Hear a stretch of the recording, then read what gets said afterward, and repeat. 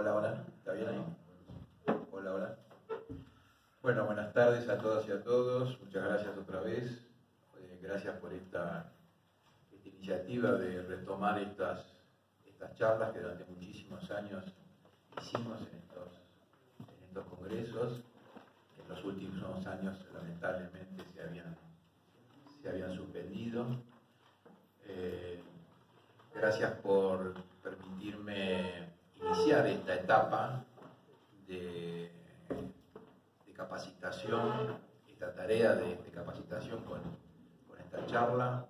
La idea, ya lo han dicho los compañeros, la idea es darle un seguimiento, una continuidad. Simplemente quiero decir como introducción que no hay ninguna duda que la capacitación es hoy más que nunca una función fundamental de los gremios y de los sindicatos. Y lo digo porque hay un tema que se está debatiendo en el mundo ya desde hace años. Como siempre nosotros en Argentina y en América Latina llegamos tarde. Hace ya muchos años, 10, 20 años por lo menos, que viene debatiéndose en el mundo la temática del impacto de las tecnologías en el mundo laboral. Y las consecuencias de este fenómeno, si bien se están discutiendo, una de las hipótesis es que las consecuencias de esta cuarta revolución industrial, como se llama, van a ser graves o gravísimas para el mundo del trabajo. Por eso se debate cuál es el futuro del trabajo.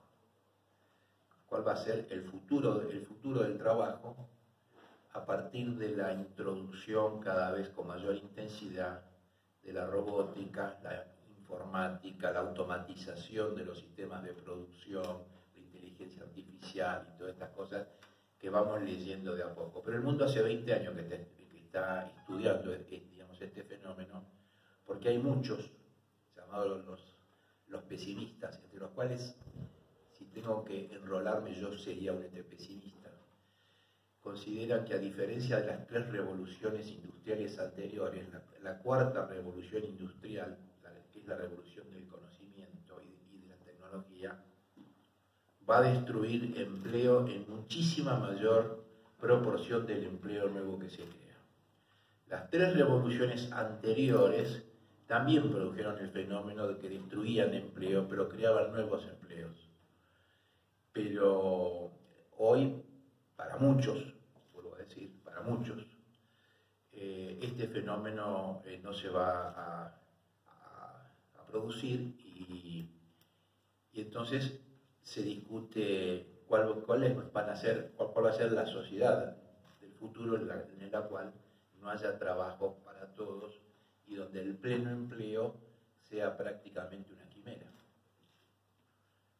Si bien sería materia para otra charla, que la podemos hacer perfectamente, porque es un tema interesantísimo, quiero decir con esto que en algo que todo el mundo coincide, es que no hay más remedio que intensificar la cuestión de la capacitación para poder enfrentar este fenómeno.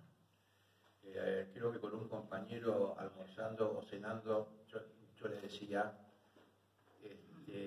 si vos te capacitas, yo no te garantizo que vas a tener empleo, pero si no te capacitas, yo te garantizo que no vas a tener empleo. Eso sí que es de seguro. Entonces, me parece que es un tema, por el impacto precisamente en el mundo del trabajo, es un tema al cual los sindicatos le tienen que dar una importancia fundamental. Entonces, bueno, me alegro de que podamos estar acá dando este puntapié inicial. Yo quisiera, ya nos hemos conocido desde ayer y hoy, y hemos entrado de cierta forma en confianza, que esto no sea una conferencia, porque si es una conferencia se va a ser muy pesado para ustedes y muy pesado para mí. Esto va a ser una charla, tiene que ser una charla, digamos, entre compañeros. No me molesta que me interrumpan si hay algo que dije que no se entiende, si quieren acotar algo respecto a las cosas que voy a decir. No me molesta, digamos, en absoluto, y que al contrario, si logramos que haya participación, sería mejor para todos. Y si no, de todas formas, por supuesto, imagino que tendremos tiempo para el debate, para la reflexión. Como es el puntapié inicial, decía, de esta tarea, y mi área es el área del derecho del trabajo, me pareció que antes de entrar a cuestiones más precisas y más técnicas, muchas de las cuales ustedes van a encontrar en este librito que el sindicato les ha entregado, llamado Derecho del Trabajo, Manual Práctico para Representantes Sindicales, me pareció justamente que era importante esto que hicimos hoy, ¿no? Reflexionar juntos sobre qué es el derecho del trabajo. Y esto se va a vincular, o lo vamos a vincular, con otro tema que tiene una actualidad impresionante, que es la cuestión de la reforma laboral. Ustedes habrán visto que, no por casualidad, desde que asumió este gobierno, venimos periódicamente hablando, aparecen, sobre un proyecto de reforma laboral. Un proyecto de reforma laboral que no ha logrado bajarse a la realidad, sigue siendo proyecto, sigue teniendo estado parlamentario, simplemente porque el gobierno no ha tenido el poder político suficiente como para hacerlo aprobar por el Congreso, pero nada más que por eso. Pero la reforma laboral está. Entonces,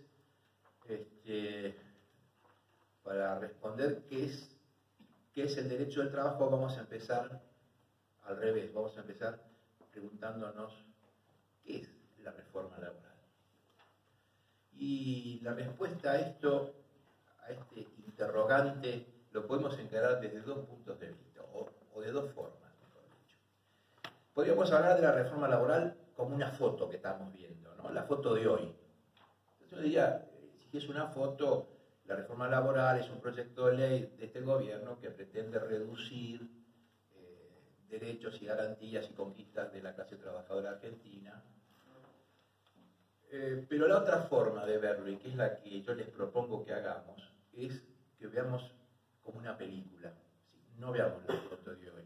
Para entender la foto de hoy, pues tenemos que ver toda la película.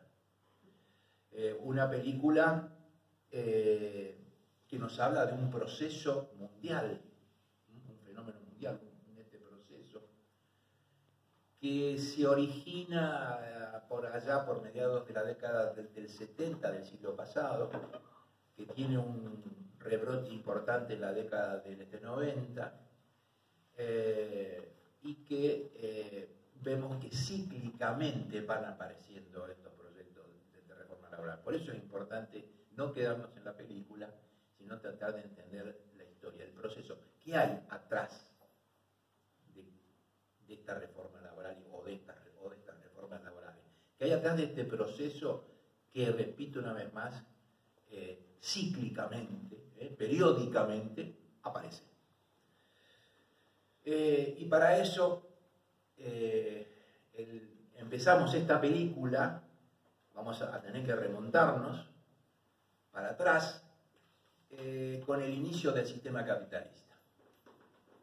Todos los libros de historia que hemos leído, de cualquier tendencia ideológica, nos hablan de que los trabajadores en la etapa inicial, en el comienzo del sistema capitalista, eran sometidos a condiciones inhumanas de trabajo y de vida.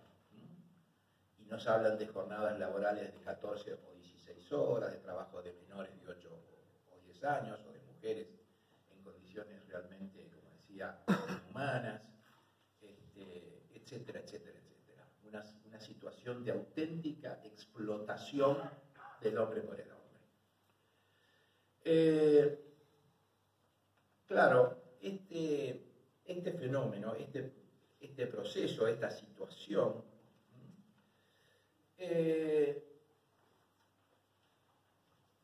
origina, obviamente, una reacción.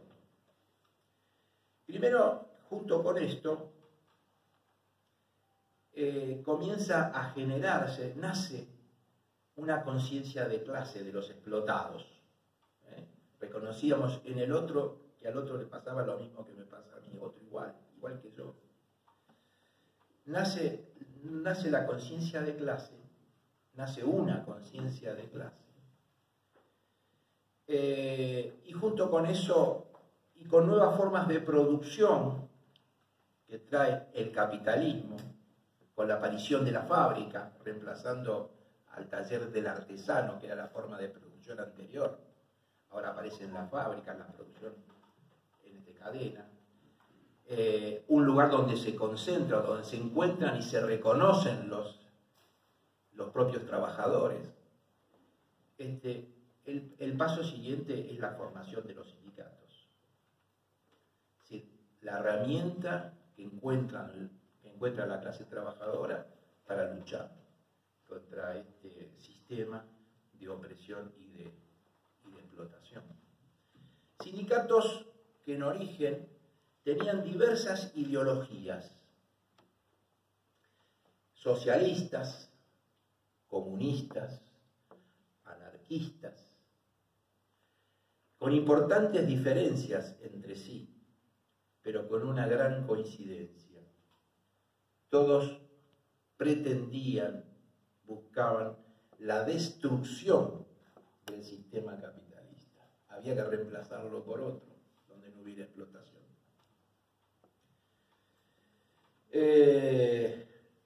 El sistema reacciona como pasa siempre en estos casos. La primera reacción del sistema a esta aparición de los sindicatos y del movimiento sindical es la represión. Primero siempre se prueba con la represión. Y la represión de todas formas, no solamente la represión física, sino fundamentalmente la represión legal. En esta etapa que estamos hablando de la historia, ser parte de un sindicato, formar un sindicato, era un delito del Código Penal. Participar de una huelga era un delito del Código Penal.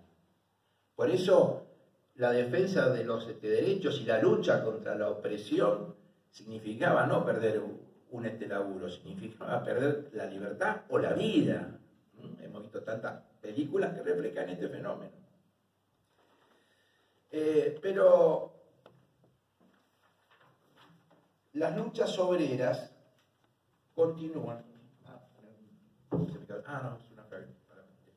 Las luchas obreras, a pesar de la represión, continuaron. Y continuaron con una intensidad y una eficacia tal que en cierto momento es como que ponen en peligro el propio sistema capitalista. Y esta es la oportunidad en la que los sectores sociales beneficiados con el sistema, viendo peligrar sus prebendas y sus privilegios, ofrecen concesiones. Bueno, muchachos, está bien, no jodamos. ¿Qué quieren? Y queremos jornada limitada, queremos protección contra los accidentes, queremos tal cosa. Y se ofrecen concesiones de este tipo.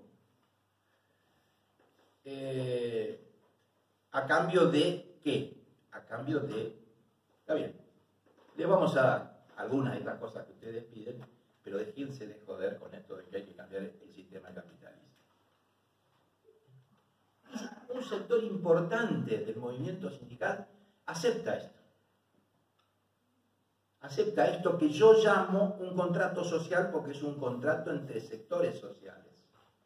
Habrá concesiones, habrá derechos, conquistas, en realidad podríamos decirlo, porque en realidad las luchas obreras le arrancan esto a las clases sociales dominantes, le arrancan este tipo de concesiones. Pero lo que se le pide a cambio a este sector, que fue mayoritario, pero no discutamos el sistema capitalista. Esto, dicho así, no jodamos más con esto de que hay que destruir el sistema y hay que cambiarlo por otro.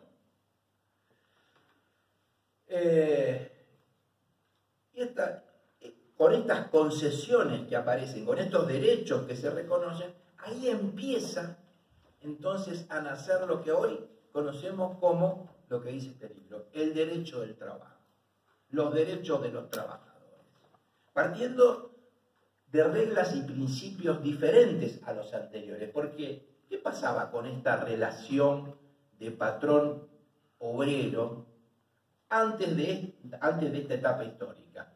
¿Dónde estaba el marco que lo regulaba? Era el Código Civil.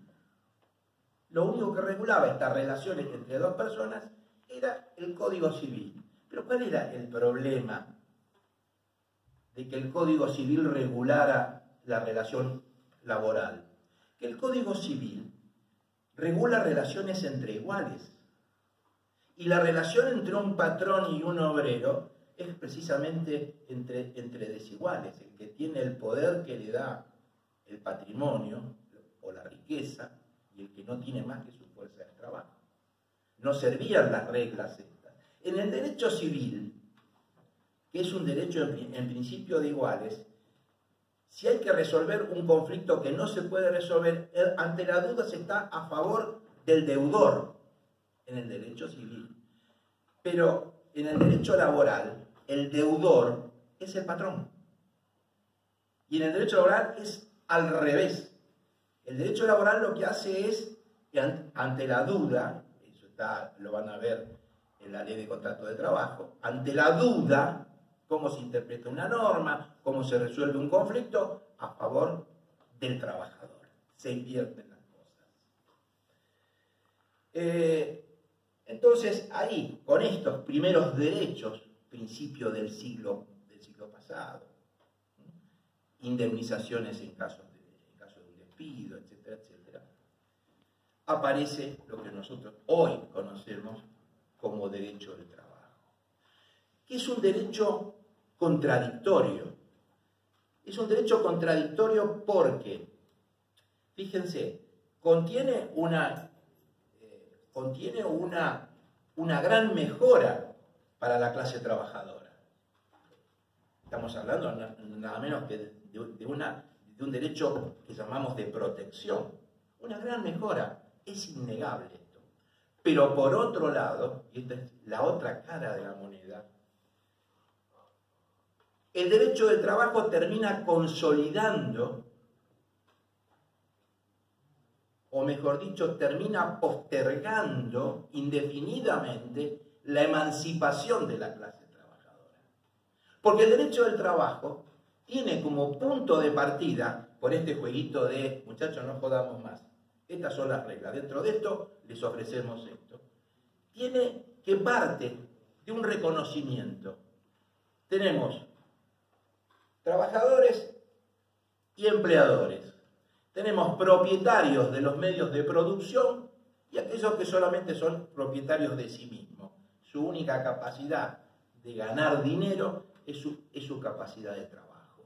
Y estos tienen que trabajar para los otros para poder en este sistema sobrevivir. Es decir, lo que se buscaba, que era terminar con esta diferencia de clases y otros sistemas. El comunismo intentó serlo con un fracaso, ya vamos a hablar un poquito de eso. Tenemos entonces que lo que llamamos derecho del trabajo arranca por este reconocimiento. Está fuera de discusión en el derecho del trabajo. Es decir, el derecho del trabajo, y miren que está hablando un abogado laboralista, cumplo 50 años de abogado, ahora dentro de poco. El derecho al trabajo no me permite preguntarme por qué hay un sector social que tiene y otro sector social inmensamente mayoritario que no tiene y debe trabajar para esto. Dice, acá está el patrón y acá están ustedes y ahora vamos a ver qué hacemos con esta relación. No está en discusión. Lo que no quiere decir que cada uno de nosotros no pensemos en esto. ¿Por qué hemos llegado a una situación donde unos pocos, cada vez menos, pareciera, tienen, y cada vez más los que, digamos, los que no tienen y que tienen que trabajar para otros, que el producto de su trabajo no es para él, sino que es para otro, dentro de este sistema capitalista? El derecho al trabajo entonces pretende ser una rama, el derecho que quiere regular esta relación tan compleja. Ahora, nosotros decimos la ley de contrato de trabajo, porque se supone, o suponemos, o damos por supuesto, que el derecho al trabajo regula el contrato de trabajo. Pero en realidad, si uno lo empieza a analizar un poquito más fino, se encuentra que la relación laboral tiene muy poco de contrato. Por lo menos del contrato que todos conocemos afuera, del contrato civil, del contrato comercial. El contrato laboral, o lo que llamamos contrato laboral, parece ser otra cosa, ¿no? Este reconocimiento, cuando el derecho al trabajo dice hay empleadores, hay titulares de los medios de producción, son los que tienen el capital, y hay trabajadores que son los que tienen que trabajar para esto, no se queda con esta afirmación. Lo que hace es, para consolidar esta situación, le dice, o nos dice, que el empleador tiene poderes. Poderes. Entonces, ¿cuántas veces hemos repetido? No, porque no se discute el poder de dirección que tiene la empresa. Poderes. El poder de organizar la empresa. El poder de dirigir la empresa. El poder de cambiar las condiciones, las situaciones dentro de la empresa. El poder de sancionar. El poder de despedir incluso. ¿En qué contrato que ustedes conozcan, derecho civil o derecho comercial, vamos a encontrar algo parecido? En ninguno. Por eso, alguno ha dicho, y yo adhiero, la relación laboral, más que un contrato, es una relación de poder. Y esto está en los artículos, fíjense, creo que el librito trae como anexo, ¿no?, a una ley de contrato, ¿no? Bien. Fíjense, artículo 64, poder de organización. El empleador, si quieren, ábranlo, porque les estoy proponiendo una relectura del derecho del trabajo. Les estoy proponiendo que nos interroguemos por qué. ¿Por qué? Quizás no podemos hacer nada para cambiarlo, pero sí, esto que decía hoy, el derecho de pensar y de cuestionar no me lo quita nadie. ¿Por qué? Poder de organización, artículo 64 de la ley de contrato. Poder de dirección, el que dirige la empresa es el dueño del capital. Poder de modificación de las condiciones laborales, artículo 66.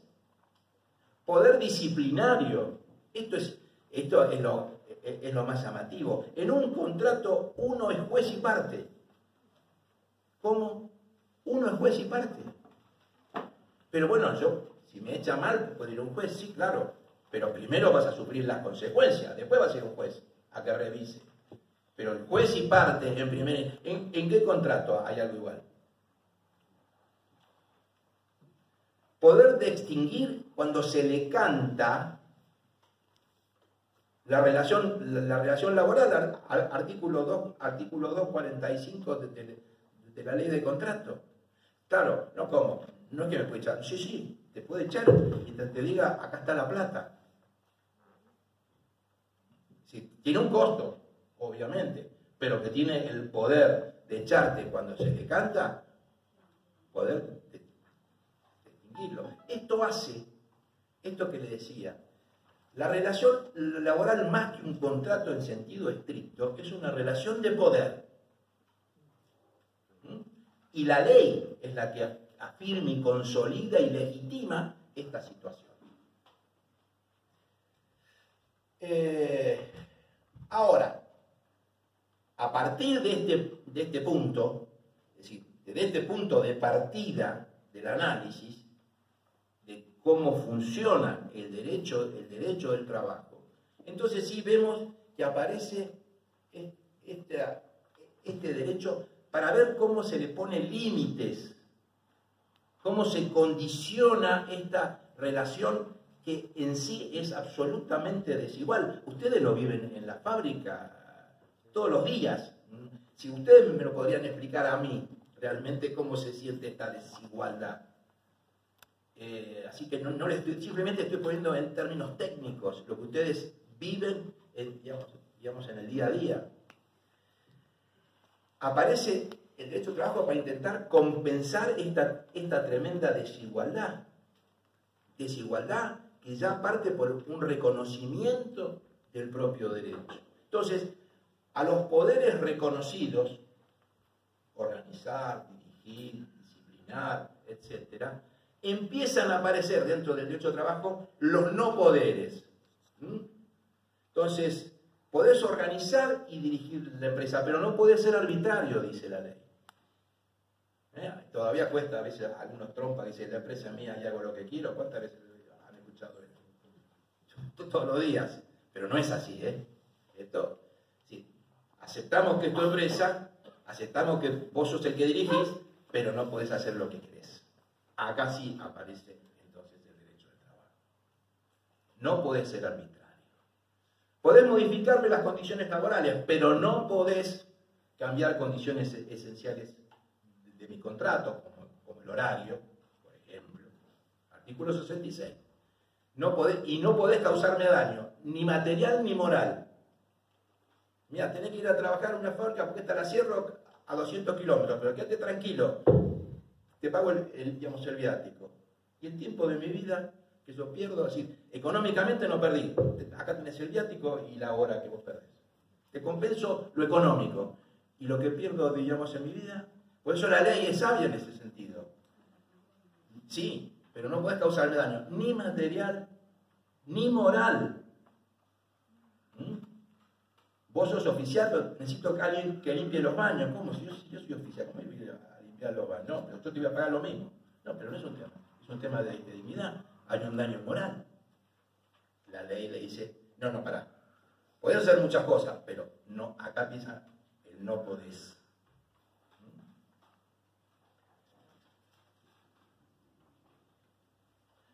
Y volvemos a la película, entonces. Tenemos ya entonces una idea de cómo funciona este derecho del trabajo, la materia de los abogados laboralistas. Las luchas obreras le van arrancando derechos, le van arrancando concesiones, le van arrancando estos de, sí, tenés todos estos poderes, pero dentro de esto no podés hacer algunas cosas, estos otros no poderes. Van apareciendo los derechos individuales, jornada limitada, ley de accidentes, ley de despido, y derechos colectivos. Ya formar parte de un sindicato deja de ser un delito. Ir a una huelga deja de ser un delito y empiezan a ser incluso derechos reconocidos. Tan reconocidos que en esta historia que estamos, en esta película que estamos viendo, llegan al punto más alto estos derechos cuando se consolida eso que los autores llaman el constitucionalismo social. ¿Qué es esto? Cuando los derechos sociales, los derechos, por ejemplo, laborales, llegan a las constituciones. En nuestro caso, artículo 14 bis de la Constitución Nacional, que tiene un dato muy curioso. No tengo acá justo porque te iba a preguntar, ¿querés que lo lea? Sí. Cómo no, por supuesto. Es bueno que lo recordemos, además. Sí, está bueno. El 14 bis. El trabajo en sus diversas formas gozará de la protección de las leyes, las que asegurarán al trabajador condiciones dignas y equitativas de labor, jornada limitada, descanso y vacaciones pagadas, retribución justa, salario mínimo vital y móvil, igual remuneración por igual tarea, participación en las ganancias de las empresas. ¿Ese es el punto? Bueno, eso todavía falta, por ejemplo.